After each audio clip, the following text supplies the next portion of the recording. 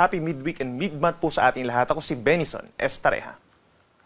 Patuloy pa rin po ang pag-ihip ng easterlies o yung hangin po galing sa may silangan na may maraming moisture. And as a result, nagkakaroon po tayo ng maraming kaulapan at mga pag-ulan dito sa Luzon and Visayas. Simula po ngayong hapon hanggang bukas ng madaling araw, mataas pa rin ang tsansa ng mga light to moderate rains dito po sa may Aurora, pababa ng Nueva Ecija, Bulacan, Metro Manila, maging dito rin sa buong Calabarzon pa rin, Bicol Region, halos buong Mimaropa at maging dito sa halos buong Visayas, lalo na yung eastern portions, light to moderate rains na sinasamahan din ng mga thunderstorms. Kaya posible pa rin ito magdulot ng mga flash floods or landslides. Dito naman sa hilagang bahagi ng Mindanao, Zamboanga Peninsula, Northern Mindanao Region and Caraga Region, sa mga susunod na oras mataas din po ang tsansa ng mga thunderstorms. So make sure na merong baong payong kung lalabas ng bahay, habang partly cloudy to cloudy skies naman in general sa natitirang bahagi pa ng ating bansa. Sa ngayon po, patuloy din natin minomonitor itong low pressure area sa labas ng ating area of responsibility. Uli itong namataan kaninang alas 3 ng hapon, higit 1,700 kilometers po sa silangan ng Eastern Visayas. Mayroon itong medium chance or katamtamang tsansa na maging isang tropical depression sa susunod na 24 oras, pero mas mataas ang tsansa na magiging isang ganap na bagyo ito beyond 24 hours. Base po sa latest tropical cyclone potential forecast po ng Pag-asa, possible po na bukas araw po ng Huwebes ay nakapasok na ito ng ating Philippine Area of Responsibility, and the moment na pumasok ito, doon tataas ang tsansa na ito yung maging isang mahinang bagyo. Kung sakasakali po maging bagyo ito sa araw po ng Thursday or Friday, papangalanan po natin ito na bagyong Ramil o yung magiging pang-18 na bagyo for this year at pangatlo for the month of October.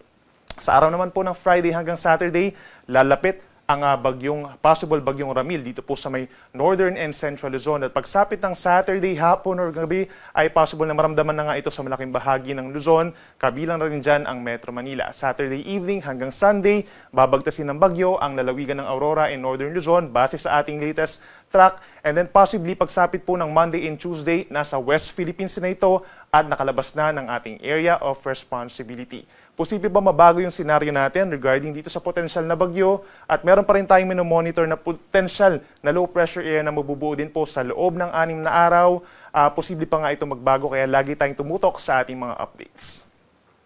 Para naman sa lagay ng panahon bukas, araw ng Huwebes, October 16, ilang bahagi pa rin po ng Luzon na magkakaroon ng maulap na kalangitan dahil pa rin yan sa pag-ihip ng easterlies. Pinakamataas ang tsansa ng mga kaulapan dito sa may Aurora, Isabela, Quirino, pababa pa rin ng Nueva Ecija, Bulacan, hanggang dito sa may Calabarzon, Bicol Region at mga probinsya ng Oriental Mindoro, Marinduque and Romblon. Sasamahan pa rin yan ng mga light to moderate rains. Hindi po siya tuloy-tuloy, pero madalas din yan pagsapit po ng hapon hanggang gabi, sinasamahan din ng mga thunderstorms. So make sure na merong baong payong or kapote kung lalabas po ng bahay by tomorrow. For Metro Manila naman, makulimlim din, paminsan-minsan, and then sinasamahan din po yan ng mga pag-ulan na hindi rin po tuloy-tuloy at paminsan-minsan lang din.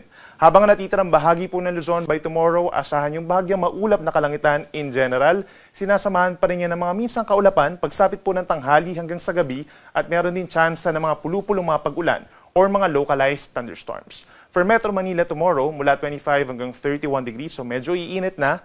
Sa ilang bahagi pa ng Luzon, medyo may kalamigan pa rin, kagaya sa may Tagaytay, 23 to 28 degrees Celsius, sa may Legazpi hanggang 29 degrees lamang. Pinaka-presko ang panahon sa may Baguio City, posibleng bumaba pa sa 16 degrees, habang mainit dito sa may Norte, kagaya sa may Ilocos Norte, sa Lawag, 26 to 34 degrees Celsius. Sa ating mga kababayan po sa Visayas, umaga pa lamang, may mga pag-ulan na dito sa may Northern Samar, Eastern Samar and Samar, at dito rin po sa may Northern Panay, sa may Aklan and Capiz. Dulot yan ng easterlies o yung mainit na hangin nga galing sa may silangan. May mga tsansa ng mga light to moderate rains. Habang natitirang bahagi ng Visayas at Palawan sa umaga, partly cloudy to cloudy skies. May tsansa pa rin po ng mga pulupulong mga pag-ulan or pagkidlat pagkulog pagsapit po ng tanghali hanggang sa gabi. So siguruhin pa rin po na magbaon ng payong. For Metro Cebu, 24 to 31 degrees ang range of temperature bukas. Mas mainit sa may Palawan hanggang 32 degrees at pinakamainit sa may Iloilo City bukas hanggang 33 degrees Celsius. At sa ating mga kababayan po sa Mindanao, makakaranas ng maaraw na panahon sa malaking bahagi nito, umaga hanggang tanghali, at kasabay niyan pagsapit ng tanghali magiging mainit at maaninsangan po. No? Sa dakong hapon hanggang sa gabi naman, partly cloudy to cloudy skies at may chance din ng mga pulu-pulo lamang ng mga pag-ulan at may mga lugar na hindi naman po uulanin bukas dito sa Mindanao. Temperatura sa may Zamboanga City hanggang 33 degrees Celsius at mas mainit sa may Davao City hanggang 34 degrees Celsius. Para naman sa lagay ng ating karagatan ngayon at bukas, wala tayong inaasahan na gale warning or pagtaas ng mga delikadong alon natin sa malaking baybayin ng ating bansa. May mga areas lamang po kagaya dito sa may Northern Luzon na nagkakaroon ng 1.5 to 2 meters sa taas ng mga pag-alon dahil medyo malakas po yung hangin doon. At kapag may mga thunderstorms in some areas pa ng ating bansa, posible na umakyat sa higit 1.5 metro ang taas ng mga pag-alon. At para naman po sa lagay ng ating panahon pa sa susunod pa na 3 araw, we're expecting na maraming lugar po dito sa Luzon and Visayas sa magkakaroon ng mga pag-ulan, dulot ng papalapit nga na potensyal na bagyo. Pagsapit po ng Friday, ilang bahagi pa rin na magkakaroon ng mga pag-ulan dulot ng easterlies and the trough of the low pressure area posible na rin makaapekto dito sa may southern portion of Bicol region. But the easterlies affecting pa rin sa natitirang bahagi ng Kabikulan, Calabarzon, Metro Manila, possible pa rin yung makulimlim na panahon at may chance pa rin ng mga pag-ulan. And then dito sa may Central Luzon, yung pa rin pong Aurora, Bulacan, Nueva Ecija, up to lalawigan ng Isabela and Quirino, mataas ang tsansa ng mga pag-ulan. The rest of Luzon, partly cloudy to cloudy skies pagsapit ng Friday. Pagsapit naman ng Sabado, mas maraming lugar ang posibleng magkaroon ng mga pag-ulan dahil nga sa paglapit nitong potential nga na bagyong tatawagin nating Ramil. So malaking bahagi na ng Cagayan Valley, halos buong Central Luzon, Metro Manila, Calabarzon, Bicol Region, and halos buong Mimaropa, mas dadalas na at mas posibleng malalakas ito yung mga pag-ulan natin, kaya't mag-ingat sa banta ng mga pagbaha at pagguho ng lupa at hindi rin natin na-rule out kapag naging bagyo nga ito, yung eastern side magkakaroon na ng mga wind signal at mararamdaman na yung mga pagbugso ng hangin. Then pagsapit po ng linggo, ito yung time na tumatawid na itong weather disturbance kapag nga naging bagyo, rains with gusty winds at mabagyong panahon ang mararamdaman ng ating mga kababayan sa may Northern Luzon, Central Luzon, down to Quezon Province and the northern portion of Bicol Region. Magiging mabagyo ang panahon po kung sakasakali habang natitirang bahagi ng Luzon kabilang ang Metro Manila, maulap pa rin ang kalangitan at sasamahan pa rin ng kalat-kalat na ulan at mga thunderstorms. Sa ating mga kababayan po sa Visayas, by tomorrow, pinakang uulanin po itong Eastern Visayas dahil pa rin dun sa trough na itong low pressure area, hindi na po dahil dun sa easterlies. The rest of Visayas, partly cloudy to cloudy skies pa rin at sinasamahan ng mga pulupulong pag-ulan.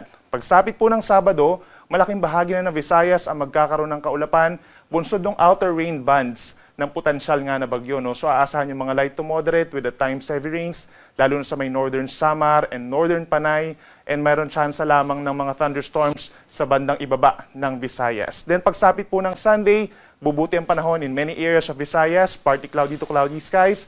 May tsansa pa rin po ng mga pulupulong pag-ulan or pagkidlat paggulog, lalo na sa may Antique and Iloilo.